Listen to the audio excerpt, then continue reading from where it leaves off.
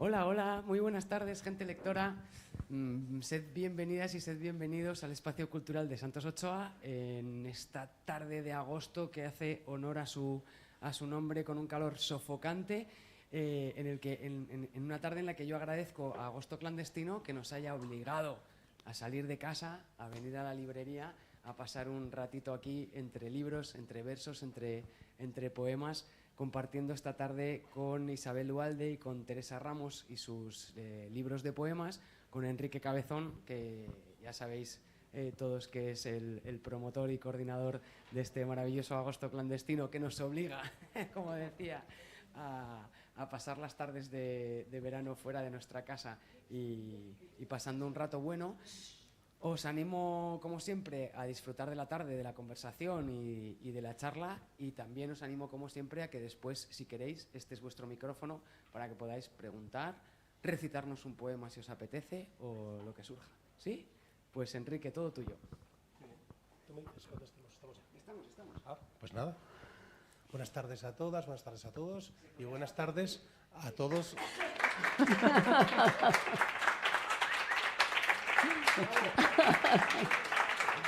Gema Eurovisión, ya. Y buenas tardes a todos los que nos estarán viendo o nos van a ver en el futuro porque esto se queda grabado. Yo obligo, pero obligo bien. Obligo, gracias a Santos Ochoa, a disfrutar de este aire acondicionado y de este café con hielo que nos sirven por su cortesía. Así que gracias, Santos Ochoa, también por este espacio, por abrir las tardes a estas horas. Bueno, hoy nos está dando un poco tregua, como decíamos, pero ha habido unas tardes bastante duras estos veranos. Entonces, gracias. Hoy tenemos una mesa bastante familiar, diría yo, porque nos acompañan dos poetas que han estado ya varias veces en el festival, a las que hemos visto. De Zaragoza, ¿se llama, no? ¿Fipar? Sí, Fipar. Sí. Fipar. ¿Sí? Del Fipar de Aragón, perdón. No puedo dejar fuera sí, es en Zaragoza. a Teruel y a Huesca, que ahora no... Sí, bueno, se hacen... que se me enfadan, que tenemos amigos en... Ahora se hacen Zaragoza y en Caspe, en otros sitios. Bueno, pues yo, como sois amigas del festival y sabéis que esto suele ser bastante informal, voy a empezar preguntándole a Isabel qué vamos a encontrar en notas preverbales de Teresa. Sabía que iba... Bueno, Teresa hace magia con el lenguaje. Siempre aquí vais a encontrar un ejemplo claro, ¿no? Hay un poema que a mí me llega mucho de ella, que me encanta, que es el que habla, no sé si lo recitará luego Iñaki de Miguel, el de Magui, el de homenaje a Magui. Es una maravilla. Y bueno, yo creo que mejor te hable ella de su propio libro, ¿no? Teresa, la música, siempre la música, que has cantado gospel para nosotros muchas veces, es una de tus grandes pasiones y está muy presente en el libro, ¿verdad? Sí. Bueno, está presente porque está presente en todos los libros, porque yo soy una gran melómana. Yo no tengo la suerte de tener una banda de rock como tú, aunque hice mis pinitos, ¿eh? ¿A quién no lo consideraría suerte eso? Hice mis pinitos con poquitos años, 18, 19 por ahí.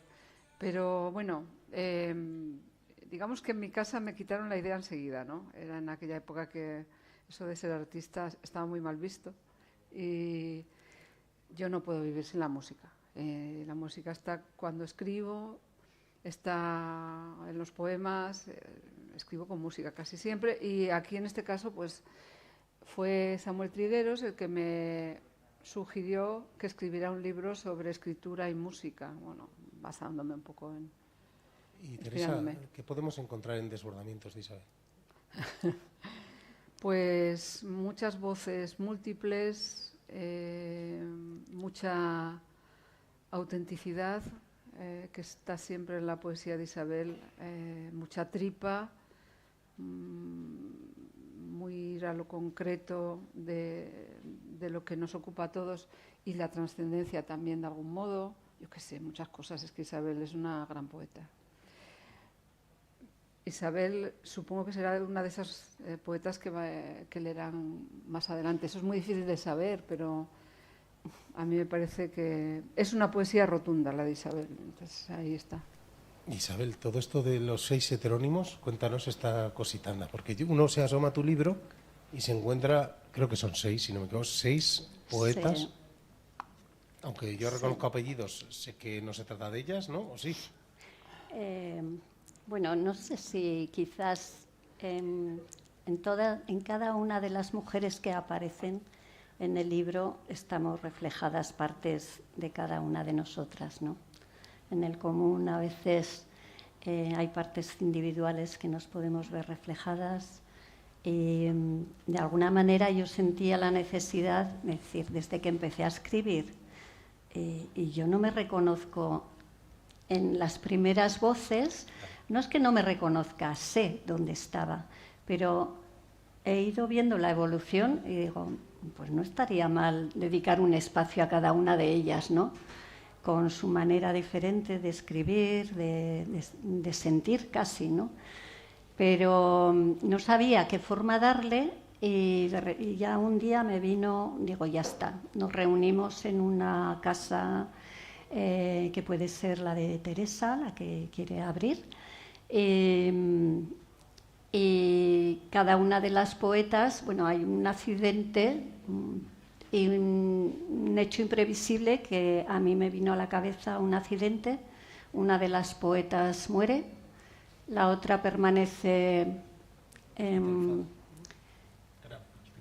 sí, hospitalizada, quizás porque tampoco tiene mucha fuerza para vivir, y luego el resto acuden a verlas, y allí es donde se desata ya y cada una plantea el momento que está viviendo y después sus propios poemas, ¿no? Y la introductora, la que decide hacer la antología, es Catalina Santisteban, y entonces todos son personajes ficticios, pero en todos podemos encontrarnos. Fijaos, yo intento pensar ya sabéis que estoy todo el día dándole vueltas a cosas que a lo mejor son chorradas, pero vosotras os habéis desarrollado vuestra carrera de alguna manera, no voy a decir conjunta, pero sí paralela y muchas veces en compañía, en un grupo de poetas navarros muy activos. Digo navarros por separar, porque en realidad lo habéis hecho a la par que los riojanos, o sea que tampoco podríamos decir. Sí.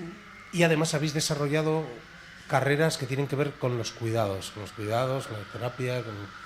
Eso influye a la hora de esto que estás contando, de reencontrarse a una misma en sus distintas etapas y voces, o en las presencias que aparecen en tu libro continuamente, ¿no? También, ¿no? Sí, yo creo que en ambas, ¿no? Sí, por eso lo digo, que me contéis un poquito. Yo me he leído los libros, pero nuestro respetable no, que no, todavía no.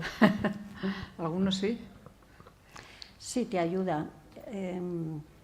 Todo el trabajo, por algún motivo, yo en un momento dado elijo un trabajo, me alejo de la administración, me voy a la venta ambulante, no sé qué, y acabo cuidando personas. Por algún motivo Teresa se dedica también, ¿sí? Hace terapia y muy bien, me consta. Y todo eso se trata de tener empatía, ¿no? De sentir a cada una de las personas frágiles, fuertes, cada una con sus características. No quiere decir que en un momento dado no tengas que poner freno a alguien por mucho que tenga una discapacidad. También resguardarte, protegerte, también hacer entender que aquí somos todos, estamos en igualdad de condiciones, ¿no? O hay que ponerlas en igualdad de condiciones, pero no te puedes pasar o basarte en el hecho de tener cierta enfermedad o cierta parte frágil tuya para excusar actitudes que luego no son válidas, ¿no? Y todo eso de alguna manera también se refleja, también cierta venganza en momentos, el odio, la venganza, la tristeza, la fragilidad. Pues, y Teresa, ¿qué habla tú? Bueno, yo llevo tantos años dedicándome a la relación de ayuda que creo que no no imagino ya mi vida sin ese trabajo. Un día estabas tú también, estábamos en Toledo, nos encontramos con Enrique Falcón, que es un grandísimo poeta, y le escuché decir que lo más importante que hacía era el trabajo con los chavales. Sí. Y a mí eso me llegó al corazón. Además, yo acababa de conocer la noticia de un sobrino que acaba de fallecer en un accidente, y Bueno, no sé, yo desde hace un par de años trabajo también eventualmente en servicios sociales, lo había hecho anteriormente, y trabajo en un programa de infancia. Y para mí es más importante ahora el trabajo que la escritura, pero no sé cómo explicarlo. No sé si es más, digamos que le da mucho sentido. Pues hace poco escribí un poema sobre los menas de Marcilla, que son chavales con los que yo trabajo. Y el conflicto, los conflictos que se dan entre la ciudadanía, ¿no? Porque pues, es más fácil demonizar siempre al diferente, y desde luego no son los culpables de todos los males de las 7 plagas, eso no es así. Y bueno, no sé, es una parte ya que forma parte de mi vida. Un día, hace poco, un amigo me dijo: ¿y tú cuándo te vas a jubilar? Y digo, bueno, pues no sé, porque y ya tengo años, no tengo intenciones. Cámbiate de amigos, estoy echado de ahí. Podría tener años de jubilarme, pero no tengo ni necesidades, ni tampoco puedo, porque si quiero poner en marcha Triskelechea, pues tengo que pagar muchas facturas. Fíjate, pues me has dado pie, Teresa, también a la siguiente pregunta. Vosotras sois 2 poetas que participan de manera muy activa en festivales como Voces del Extremo o en otros actos donde el compromiso, diría, ético, político, social es muy importante, ¿no? ¿Puede escribirse poesía fuera del mundo? ¿Perdón? ¿Puede escribirse poesía fuera del mundo, en una dimensión en la que no haya problemas? Yo creo que no podemos escribir fuera del mundo porque estamos insertos en el mundo y somos parte del lío, ¿no? O sea, que es que no hay... Todos estamos en la misma trampa. Entonces, la misma trampa que nos trae a todos más o menos de cabeza. Otra cosa es que deliberadamente podamos retirarnos un poquito a lugares, pues eso, más... A lo mejor Voces del Extremo está más en los márgenes de una poesía que se lee más o que, no sé, a mí siempre me ha interesado más lo que está en los márgenes. Y bueno, son encuentros que nos permiten mirarnos con iguales y sintonizar con discursos que todos pensamos en realidad, que desarrollamos más o menos. Yo no sé estar en el mundo sin el mundo, o sea, no sé, es que es lo mismo, lo siento así. Hay que mojarse, ¿no? sí. Sí que hay instantes de introspección, de belleza, de contemplación de la belleza, que es necesario, también es parte del mundo, ¿no? Porque si no, no sobreviviríamos tampoco, si solamente funcionáramos con las noticias, no, creo que sería insoportable del todo. No podríamos o haríamos cualquier locura, ¿no? Yo me he visto a veces en esa tesitura, ¿no? También de decir, ¿qué haría yo si continuamente tengo la amenaza de una bomba, ¿no? Encima, si no tengo tiempo para estar en el río, solamente parada, sin pensar en nada, sintiendo solamente esa paz, ¿no? Sin ese derecho, ¿qué no haríamos por nosotros y por nuestros pequeños, ¿no? ¿Qué no haríamos? ¿Se puede escribir poesía después de Gaza? Yo creo que se debe escribir poesía antes, después y durante, siempre. Sí, la de Adorno, la frase de Adorno, después de Auschwitz. Claro, hay un paralelismo tan grande, ¿no? Veníamos en el coche con Iñaki de Miguel y decíamos, menos mal que tenemos la poesía y el humor, precisamente hablando de Gaza, ¿no? Porque esa cosa del estupor en el que estamos todos los días, ¿no? ¿Os acordáis en la pandemia que decían, vamos a ser mejores personas y tal? Sí, o de gente jovencita que dice, poco nos ha durado. ¿no? Perdón. Gente jovencita que a veces les he oído, a mi hija también, no, pero ahora ya está todo al descubierto, ya no van a poder mentir. Ya. Digo, no, si es que es al descubierto cómo se hace todo y con toda la jeta del mundo, ¿no? O sea... Bueno, vamos a algo un poco más positivo. Otra cosa que me gusta de vosotras y de vuestra obra es que habéis logrado de alguna manera también tener contacto y presencia en Latinoamérica. Y me gustaría que me contaseis esta experiencia. Las dos habéis viajado a festivales, Uy, Teresa ha puesto caras así como de... No, digo que sí, la cara que he puesto es que ella es la capitana de Latinoamérica. También se Que llama ha sido a través de ella. Pero Colección por ella. Capitanas. Sí. Por eso. Sí, bueno, Teresa me ha acompañado en el primer viaje a El Salvador y antes había estado en Nicaragua, en Guatemala de otra manera, y entonces se van sucediendo ahí ya.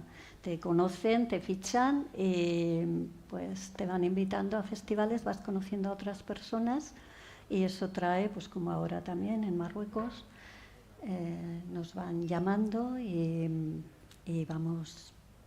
Yo espero que me aguante la espalda porque ando un poquito así delicada últimamente y quiero regresar. Quiero regresar a Chiapas, sobre todo a Chiapas y a Cuba quiero regresar, ¿no? Porque dejas también amistades, no solamente la palabra en sí, sino amistades y gente maravillosa que está día a día creciendo en la palabra y creciendo y resistiendo como personas, ¿no? Y para mí son, no sé si a veces lo siento casi como más hermanos, pero quizás es por esa impotencia de no poder estar, porque a vosotros ya os tengo, ya estamos por aquí, ¿no? Pero ellos al estar al otro lado del océano, como que la llamada es grande y también la necesidad, ¿no?, de ese encuentro. Pueden vernos, se va a quedar grabado. Sí. Bueno, pues ahí andamos. Bueno, pues yo no sé si queréis decir algo de vuestros libros antes de leernos cosas, pero yo creo que ya han venido a veros leer y a disfrutar de vuestros libros, ¿no? ¿Qué os apetece hacer? Sí. Yo le voy a pedir a Sonia si puedes cogerme en el bolso, el móvil lo he dejado en el bolsillito pequeño, allí al otro lado. Sí, perdona. No, nada. ¿Ese es tu bolso? Sí. El móvil está allí, sí. Gracias. Bueno. También podéis interrumpir y preguntar, ya lo sabéis, estáis en vuestra casa, levantaros, ponéis otro café, haced lo que queráis. Bueno, pues voy a leer yo un poema. Venga, Teresa. Es un poema de una plaquette que yo escribí hace muchos años, en el 2012, que iba sobre la escritura. Entonces lo he incluido aquí. Escribir. Dice, hay una cita de Richard Reti. Existe a menudo una lógica oculta más grande y compleja que la lógica del sentido común. Uno escribe para dejar constancia de que existe un lugar propio que se construye con las vigas del pensamiento, se pinta con la sangre de las emociones y se hornea con el ritmo del poema, artilugio de aire fresco, girándula encantada de las horas. Es vivir más cerca de uno mismo, con las ganas de nombrar lo que importa para servirlo en texto impreso y dejar constancia de la verdad tallada con las manos o de la mentira que necesitas recrear para vivir. Amasar el barro que conjuga la idea que ha de nacer, dar la luz y recibirla. Es una forma de existir para uno mismo el renombrarse, callar lo que no debes decir y abrir lugares imposibles para hacerlos tuyos. Es otorgar al verbo el lugar preciso que hace mover las mareas en las playas del crepúsculo. Uno escribe para encontrar lugares comunes y llenarlos de un aroma inesperado, espacios como armas blancas que rasgan la coraza que aprisiona. Escribir para poner versos entre sones y gentes en el ritmo propio que te ayuda a respirar, para restablecer el orden impreciso del pulso, para enseñar a los niños el valor del agua fresca de la lluvia. Escribir para dejar de contar las cicatrices, para corregir las faltas de ortografía de los días cotidianos, para olvidar la falta irreparable y los imperdonables errores que jamás quisieras confesar. Para que los versos de las noches difíciles se pierdan entre barricadas de razones y las palabras en blanco se tinten del rojo de las flores y de las preguntas que liberan. Porque los dedos son raíles para tus ojos con la música de lo dicho en papel e invitan a surcar cielos desconocidos y a reposar entre los versos, líneas blancas que arrullan tus razones ahora exhaustas. Bueno, ahora lo hubiera escrito en femenino, pero esto fue en el 2012 y, bueno, el genérico masculino incluye a las mujeres, claro, pero son cosas que ves cuando pasa el tiempo, ¿no? Lo he dejado como estaba. Sí. Lo tengo que decir, Iñaki Bastarrica, el traductor, cuando le envió el poemario, él se pasó, no leyó el prólogo ni nada. Euskera. Sí, en euskera. Dejó el prólogo, no leyó y empezó directamente con cada autora y creía que era una antología de autoras reales y me dijo, qué pena, esta poeta tan joven haya muerto. Y le dije, léelo desde el principio. Pues sí. Bueno, voy a leer una introducción que habla sobre las que escribimos, como has leído ese poema. No la voy a leer entera porque es un poquito larga. Las que escribimos despertamos trastocadas por vocablos urdidos en la pleamar de la noche, sabiendo que las palabras crean y establecen puentes, hasta que en el próximo verano se sumergen en arrecifes coralinos semejantes a las anémonas, para ser desplazadas por otras más actuales, singulares como gitánforas o dictadas por otros labios que las convocan. Las que escribimos permanecemos a resguardo en la casa de los versos o flotamos con la mirada perdida en ningún lugar, abstraídas en divagaciones o paralizadas ante el reflejo que rastrea la primera luz del día sobre el asfalto o ante la señal metálica que anuncia cambio de sentido, el viento, el crujido, la flecha, la veleta del viento. Las que escribimos ignoramos lo que el incierto destino nos depara en una pequeña carretera abigarrada de raíces y ramas frondosas. Sabemos que un día a todas nos guiará la barcaza hacia la oscuridad, aunque ignoramos si será suficiente el óvulo de las palabras dispuestas a vibrar y rehacerse corpóreas para salvarnos del inframundo, o una suerte de dados las dejará en mitad del río, cavilando eternamente a merced de la incertidumbre. Teresa, Dime. ¿cómo ha cambiado la poeta Teresa desde su primer libro a este? ¿Cómo miras hacia atrás y qué piensas? Bueno, pues pienso que al principio era un poco osada, ingenua, y me faltaban bastantes lecturas y siempre lo cuento que yo empecé a escribir porque escuchaba música y no sé por qué no he sido cantautora, porque también tocaba la guitarra, pero... No lo des por perdido. Bueno, hombre, a los 63 años ya no lo veo, pero... Me conformo con el grupo de gospel. Yo no sé si hay cantantes más jóvenes que eso.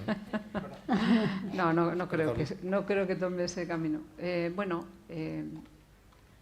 Yo creo que el ejercicio de escribir pues es un músculo que se desarrolla y una se va enriqueciendo, formando y exigiendo más. Yo he leído un poema de hace muchos años. Aquí hay muchos otros que son actuales.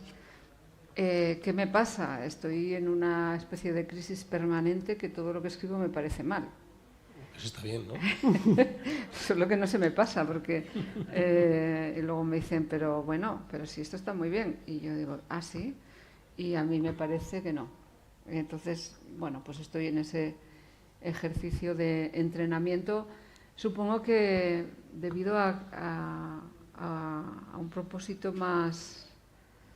no sé, vinculado a un deseo real de comunicar bien y compartir eso con los demás. Creo que es eso. ¿Vosotros qué tal queréis que comunica vosotras? Yo ni caso, o sea, se comunica de maravilla, me parece maravillosa, o sea, una facilidad. Yo ahora estoy en un taller, desde que tengo el proyecto de la casa, porque si no, no escribiría nada.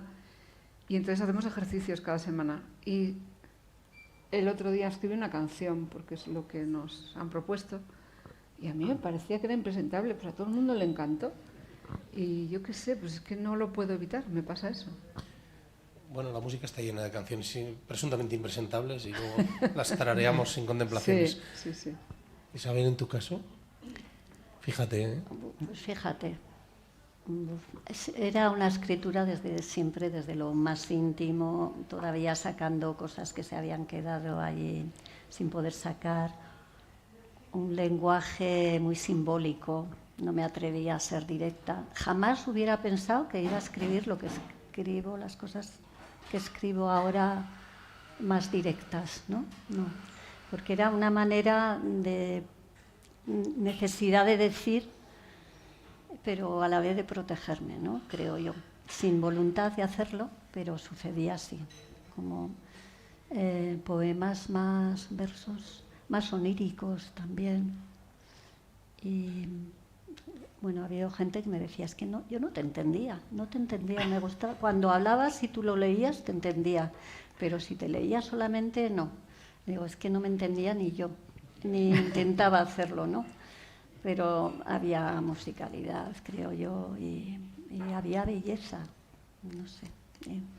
A mí, por cierto, me dice, hace poco me han dicho que me entienden menos ahora. Y entonces, bueno, pues yo tampoco puedo hacer nada por eso. Porque en realidad yo, cuando empecé a escribir, o sea, mi escritura ahora se está pareciendo más a lo que yo escribía inicialmente. Lo que pasa es que pasé por un proceso de censura por parte de algunas personas en un grupo en el que estaba, que me decían, no entendemos nada. Y sobre todo no les gustó la idea de que ganara algunos certámenes, no muchos, porque tampoco... Creo que eso...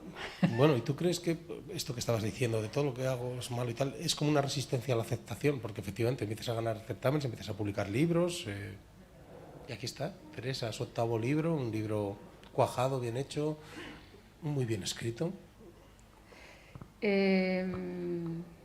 Supongo que sí, que es una resistencia, en el fondo, bueno, yo no recuerdo el nombre una vez, yo tengo mucha formación en muchas escuelas de psicoterapia diferentes y una vez vino era un tipo americano que venía con un zapato verde y otro rojo y decía que éramos todos niños pequeños y que queríamos cambiar y que no queríamos cambiar al mismo tiempo. Me acuerdo que ese hombre me impactó mucho y queremos llegar a los demás y al mismo tiempo tenemos miedo de ser rechazados y en algún punto, en esa parte que todavía hay una niña pequeñita necesitando reconocimiento, supongo. A estas alturas yo ya me siento un poco señora y pasando de muchas cosas. Fíjate que yo lo estaba viendo por otro lado, eso. Que en el sentido de, bueno, uno escribe poesía un tanto rebelde también, ¿no? Y de pronto es aceptada como una poeta, como un poeta, ¿no? Y de pronto tu festival, que era una cosa alternativa, parece que es un festivalón. Y yo también tengo, o sea, lo digo porque yo a veces también tengo la sensación de que llevo mal la asimilación. ¿Qué os parece? Aquí, de lo que haces. Sí, pero no era una entrevista, era solo para explicar lo que yo quería. Vale. Lo que quiero es que me contéis vosotras. Yo otro día, si queréis, nos tomamos un café y me compro un diván. Bueno, el diván está mejor de lo que la gente se cree. Se hacen muchas bromas al respecto, pero yo lo recomiendo mucho. ¿Para qué? Sí, no es el camino de todo el mundo, ni mucho menos. Yo creo que una cosa que nos pasa con la escritura, bueno, no sé si es inevitable, pero que de alguna forma nos hace de espejo, ¿no? Y nos confronta la cosa de ser sinceras o no ser sinceras con nuestras personas y lo que entregamos o no. Aquí hay un par de poemas que hace poco alguien me dijo, ¿son autobiográficos? Bueno, yo en el poemario anterior, en Cristo salva a los ciervos, que edité con vosotros, escribí un poema bastante duro de una situación de maltrato por parte de mi padre hacia mí. y lo estoy diciendo públicamente, mis hermanas ahora se enfadarán muchísimo si escuchan la entrevista, pero pasamos por cosas, vivimos cosas que se reflejan en la escritura más directa o indirectamente y no nos podemos abstraer de eso, ¿no? Y entonces hay un plano, un nivel de sinceridad que nos persigue de algún modo, yo creo, ¿no? Y eso es lo que nos hace también avanzar, yo diría, ¿no? Avanzar en tratar de escribir mejor, escuchar a otros compañeros, leerles, no sé, venir a festivales, hacer 1000 kilómetros para leer 10 minutos. No hacemos, como decía Monsegrao, no hacemos 1000 kilómetros para leer 10 minutos, los hacemos para encontrarnos con la poesía a otro nivel, con compañeras y compañeros, para vivir en una dimensión que no encontramos tanto en lo cotidiano y que para nosotros tiene un sentido. Menudos pitches, me estoy soltando. Bueno, está muy bien. Está muy bien explicado. Ahí no quieres decir nada, ¿no? No tiraría por ahí. Es que lo has explicado perfectamente. Bueno, también has es así escrito como... un libro bastante muy bonito, además. Casi, no diría de reencuentro, porque no creo que haya separación, pero con tu hija, ¿no? Un libro precioso. Sí, que también se presentó aquí. Por eso lo digo, que al final también la poesía sirve para abrazar de alguna manera y para encontrarse, como dice ella, ¿no? Sí, es un encuentro con sus desencuentros, porque es un desafío hacer un libro con tu propia hija, ¿no? Recoger, que quede patente su sabiduría y aceptar su manera que ha crecido, que ya no es una niña, que ya no le puedo decir todo el rato, y sí, esto es así. A ver si puedes porque decirlo. Yo lo sé y tal, y confiar y ser ella la que guía sus ilustraciones, en las cuales yo no puedo hacer ya demasiadas sugerencias, como cuando era niña, ¿no? A ver, hacerlas puedes, pero... Que no tiene... Sí, quiero decir que es un crecimiento... también ella va aprendiendo de lo que escribo, se deja llevar por ese camino para sentir y poder plasmarlo allí. Es un camino de ida y vuelta entre las dos, ¿no? Pero sí que creo que reafirma el vínculo, a pesar de los pequeños conflictos y enredos que puede existir en esa confección, ¿no? En esa elaboración. Sí que creo que hay un vínculo que se refuerza. Es un viaje ya de adultas y un reconocimiento de mi parte hacia ella y de ella también hacia mí. Ya la adolescencia quedó atrás y te habla como una mujer, ya claro, hecha y derecha, ¿no? Sí, decía Javier Egea, es que me acabo de acordar, que los poetas eran un pueblo en armas contra la soledad. ¿Vosotras pensáis que ese vínculo también se desarrolla? Bueno, lo has contado más o menos en Voces del Extremo, ¿no? Sí. En Voces del Extremo yo creo que es el más favorable en sí, porque permite mucho tiempo de estar también después de escucharnos como poetas, ¿no? De compartir en la comida. Yo ya de los 2 últimos años no he estado, espero el año que viene ya ir de nuevo, pero es gente, yo creo que sí que se crea una sintonía de solidaridad, de humanidad, como un sentimiento de humanidad, de barco conjunto, ¿no? Y te da energía y fuerza, ¿no? Yo creo que pasa en Voces del Extremo y más sitios aquí también. Somos... Vamos a mandar un abrazo a Antonio Orihuela por si nos está viendo. Un abrazo, Antonio. Sí, bueno, Antonio Orihuela yo creo que lo que crea es una tribu, ¿no? Alrededor y tú también, Enrique, vosotros también, Agosto Clandestino. Son formatos diferentes. Voces del Extremo son días muy condensados, como lo fue Edita en su momento. Como otros festivales, ella estaba invitada pero no vino en Safi en Marruecos, pues también era Vivir en la Poesía, se titulaba, pues eran unos días de vivir continuamente en esa atmósfera, ¿no? Sí, yo creo que hacemos se crea una confluencia que desdibuja un poco los límites de nuestras individualidades, nos hace sentir un poco tribu, familia extensa. Supongo que como vivían, me imagino, ¿no?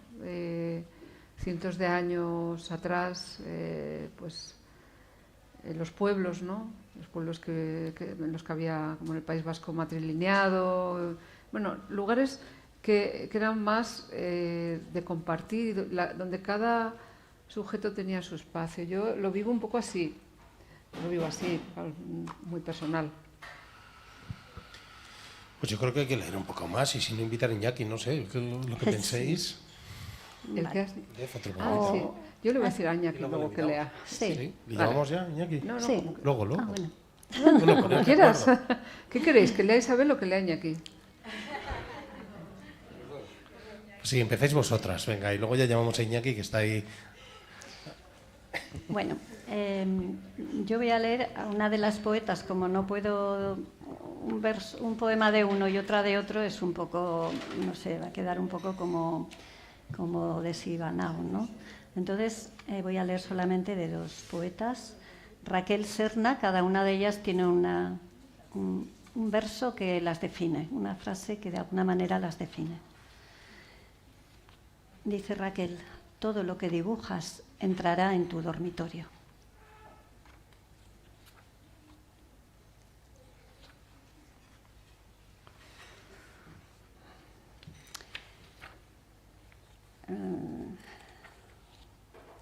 Sobre mi sofá de Mae West.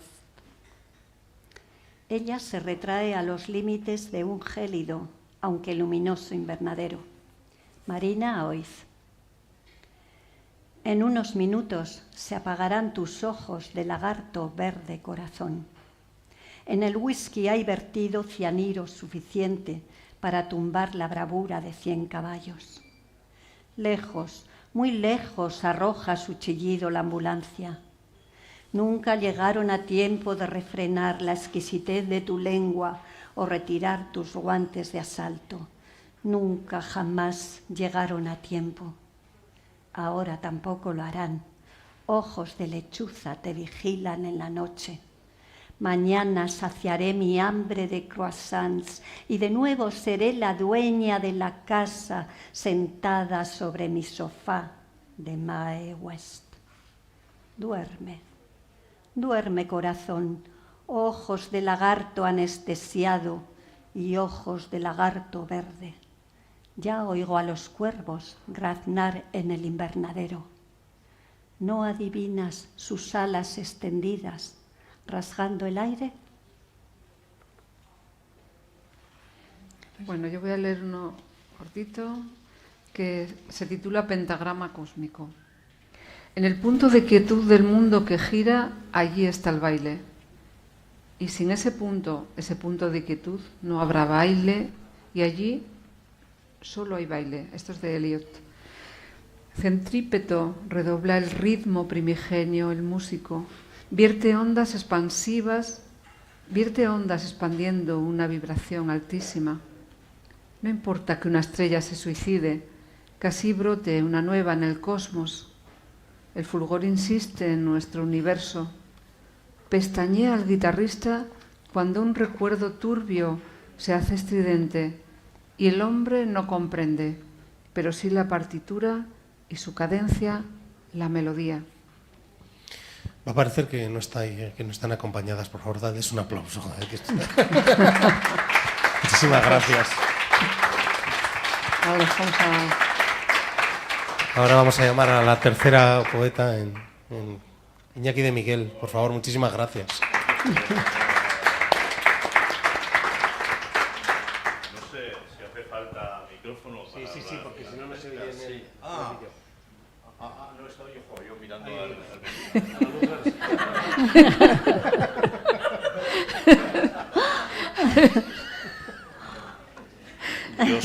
Yo soy su chofer. De poesía no, como han dicho, que no se entiende casi nada. Lo único que he entendido ha sido cuando Teresa se ha arrancado y ha hablado un poco de los chicos de los pueblos del País Vasco. Ahí sí, ahí yo me he sentido, de la tribu, ahí sí. Pero de esto, de cosas así tan modernas, me tengo que poner aquí, ¿verdad? Sí, y miro no al 21. Vale, bien. Bien. Bueno, voy a leer... ¿Aquí también? Ah, así no le hago son. Ahí ya me voy. Esto parece Torrevieja a primera hora de la mañana cogiendo sitio para la sombrilla o algo así. Bueno, voy a leer... Ya. Voy a leer de Isabel Walde, pone aquí, de Desbordamientos. Son las dos chicas azules, que han venido las dos azules. Entonces querían un chofer de ojos azules también. Caprichosas son ellas. Y no han encontrado otro, ¿eh? Nos hemos perdido 3 veces en Logroño. Bueno, carta inédita de Vincent Van Gogh, con una pequeña cita de Blanca Eslava que dice: que venga Van Gogh a pintar esta mañana de rubias cabezas antes de que caigan decapitadas. Querido Teo, hoy cada rincón de mi habitación sale de su letargo. Los muebles vibran y vibran los mustios girasoles, quebradizos sus tallos por días de enclaustramiento. Ellos reclaman respirar e inmortalizarse sobre paredes amarillas. Dicen que la obra encierra en sí el espíritu de su creador. Así, mis girasoles encendidos por la casa dan muestra de mi ánimo cambiante. Me pides que ignore la crueldad del mundo. Gatos y lagartijas torturados por niños que señalan la locura en mi lienzo interminable. Piedras en sus manos de piedra y en sus miradas hostiles heridas que perduran y duelen más que en su ensañado golpeteo. Sé que existen estrellas que mantienen hechizados a los cuerdos y a los locos. En mi trabajo arriesgo mi vida y mi corazón, cielos y campos fundidos en la belleza, armonizados entre espirales de azul y un amarillo, a veces excesivo y violento. El sacerdote traduce que el diablo inspira mi obra. Me pregunto si no será la amargura de su lengua la que incita la turbiedad de su alma.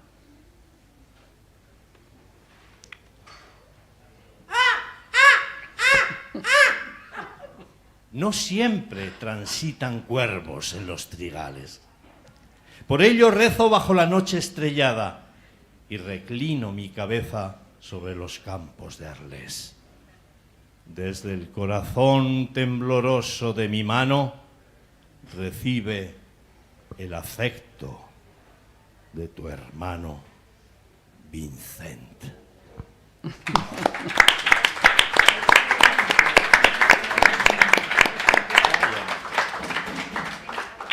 Ya o el siguiente ya y así ya mejor acá. Joder, no, se me ha olvidado mirar ahí. Hola.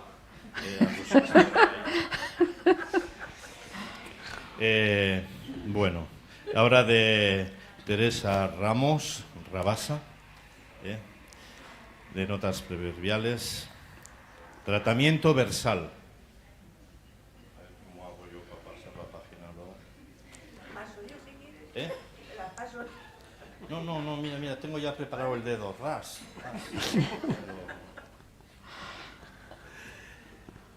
El poema es una herida en la planta baja de mi casa. Para abandonar el dolor, recurro a la melodía de un violín. Y para sanar su llaga, convoco a la palabra ave. El poema es mi vientre. Escribo versos para las farolas, para los perros abandonados, para las niñas. Escribo nanas para las noches sin sueño, Escribo versos para mí misma, para nadie, para todos. Y sobre todo, escribo para ti. Bárbaro de idioma dulce y desconocido, cuenca piadosa de mis ojos, te envío palabras entre sueños y acuno los terrores infantiles. Escribo verso para que llores, conmigo atravesado de la belleza, para que grites entusiasmado, para danzar, danzar y danzar. Escribo para desaparecer en el vórtice que propician unos labios. Escribo versos transcribiendo noches, felinos enigmas. Y me adentro quebrándome en las tinieblas del vacío. Y aunque todas las horas sin ti siguen siendo invierno, me aplico cataplasmas de poemas. Extranjero de lengua de agua, despierto sedienta, transcurre la jornada azarosa. Regreso, fatigada a la noche a reclamar su remedio, y vuelvo a aplicarme cataplasmas de versos y música. Gracias. Muchísimas gracias, Iñaki. Después de esta pausa de anuncios publicitarios, maravilloso Iñaki de Miguel, como siempre. Es vuestro momento para preguntar si queréis intervenir de alguna manera. Yo me levanto y os paso el micrófono. Y luego que terminen leyendo otra cosita, ¿o qué? ¿Os parece bien? ¿Alguien quiere decir algo?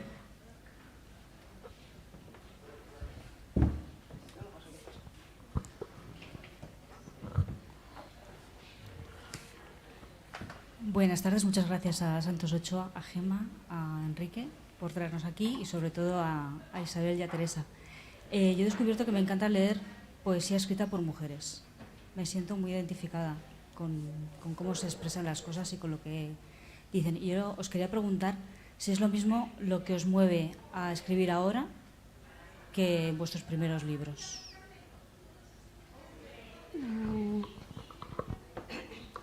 Para mí ha cambiado, bueno,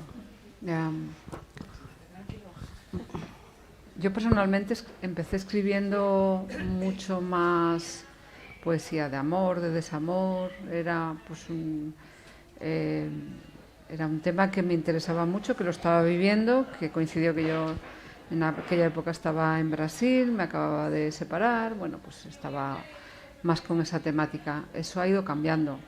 Yo no dejaré nunca de escribir, de algún modo, no dejaré fuera las relaciones interpersonales, porque no concibo escribir sin el otro.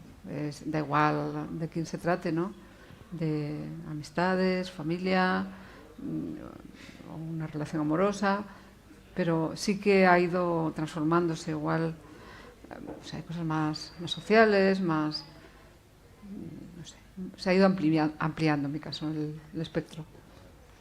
Sí, yo empecé desde lo más personal y poco a poco fui yendo más a lo social y ahora de nuevo otra vez he regresado a la mujer. Yo creo que no hay una continua, no puedo decir y mañana que, o sea, es el impulso vital el que te lleva, ¿no? Para mí es impredecible, no puedo responder.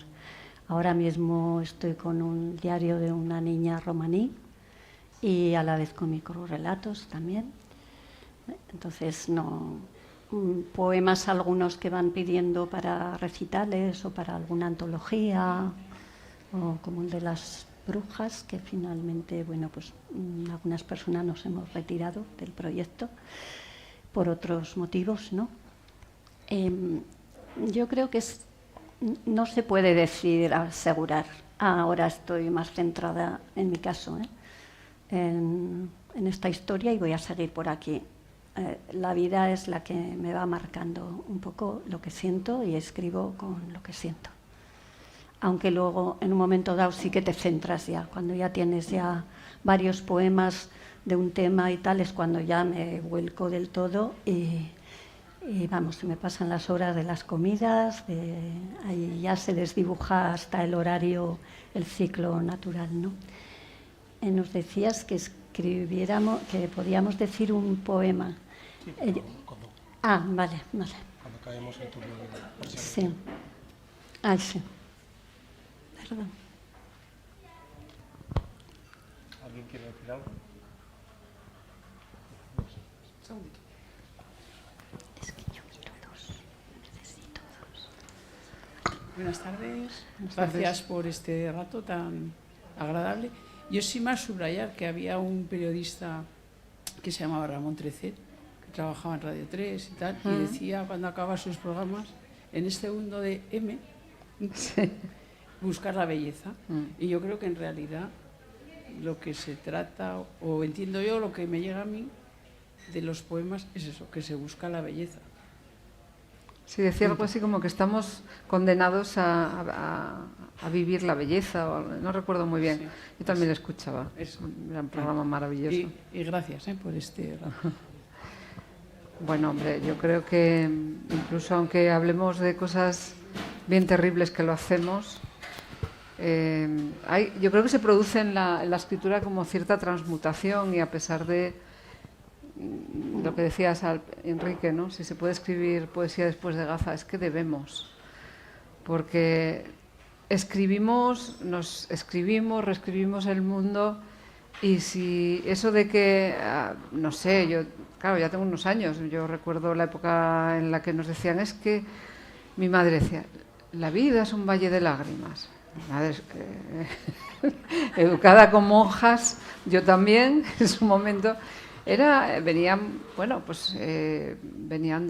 habían pasado una guerra y, bueno, pasaron por cosas muy difíciles, y las guerras siguen existiendo, pero aún así la vida, la realidad, nadie sabe muy bien qué es, pero incluye la belleza, incluye el arte.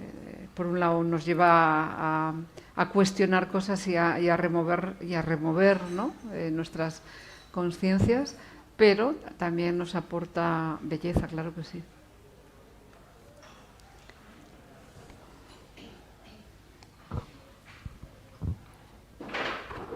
Nunca pensé, de verdad. Muchísimas gracias por traer a Ramón Trecet aquí, porque es verdad. O sea, decía, Sí, sí. Buscar la belleza es maravilloso. Busquemos la belleza. Si os parece bien y no hay más intervenciones, terminamos con un poquito más de lectura. Sí. ¿No? Bien. Si el público no está contento, al Ebro con las poetas.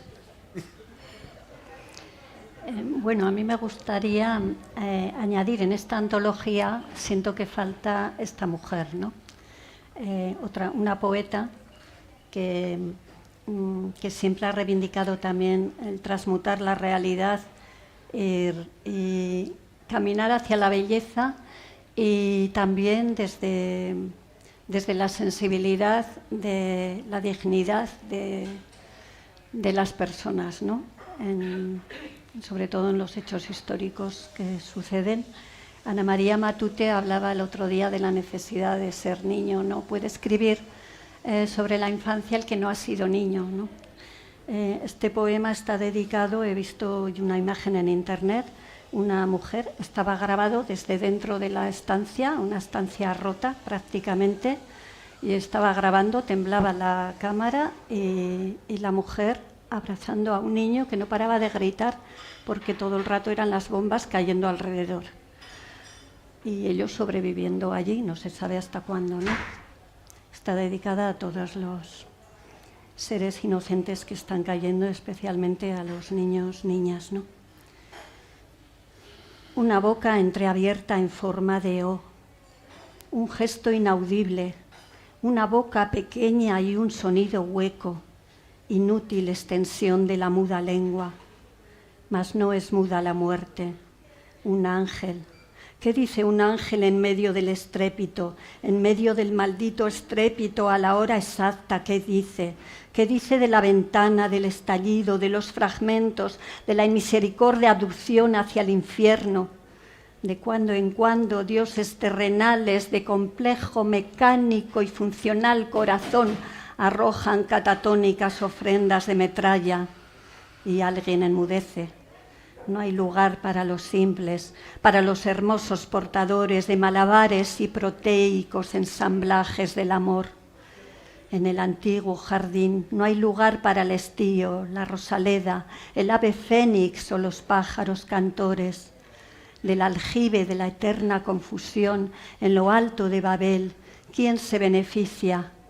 De la laraca presumible de teorías y respuestas inmediatas, ¿cuál te asombra y encandila? Silencio, silencio, silencio para el ángel, para la boca entreabierta, para la pequeña boca en forma de O.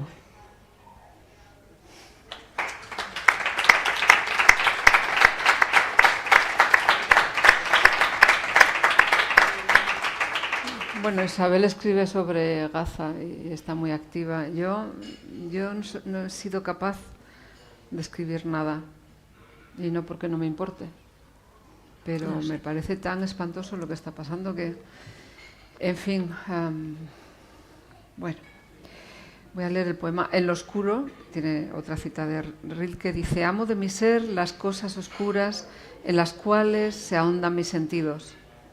En lo oscuro camina sin rubor el espanto. En lo oscuro espío tus versos tras la pantalla. En lo oscuro un poema se gesta y concluye. En lo oscuro asesinamos de hambre a 1000 niños. En lo oscuro un verso se entreteje con perlas. En lo oscuro la chiquilla muestra sus piernas. En lo oscuro el viejo la codicia, la ofende. Oscuro nace el alba cada día. En lo oscuro no deja de crecer hasta la tarde. En lo oscuro lo convierte luego en noche. En lo oscuro el ser ahora se rinde, yace en sueño dócil. En lo oscuro las señas de una senda. En lo oscuro la calma. El ser en expansión, en lo oscuro murciélagos, el búho, en lo oscuro la marea, la cicatriz, en lo oscuro la serpiente, en lo oscuro desaparecer, en lo oscuro el violín, en lo oscuro la música del oscuro, en lo oscuro. Gracias.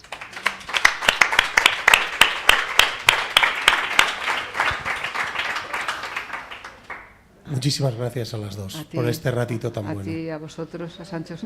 Gracias a todas y a todos por acercaros esta tarde. Seguimos mañana aquí mismo. Así que os esperamos en otro, si Santos Ochoa tiene a bien, dejarnos entrar después de tirar el café y todas esas cosas que he hecho. Seguiremos aquí. A los que nos veis desde casa, pues también nos vemos aquí.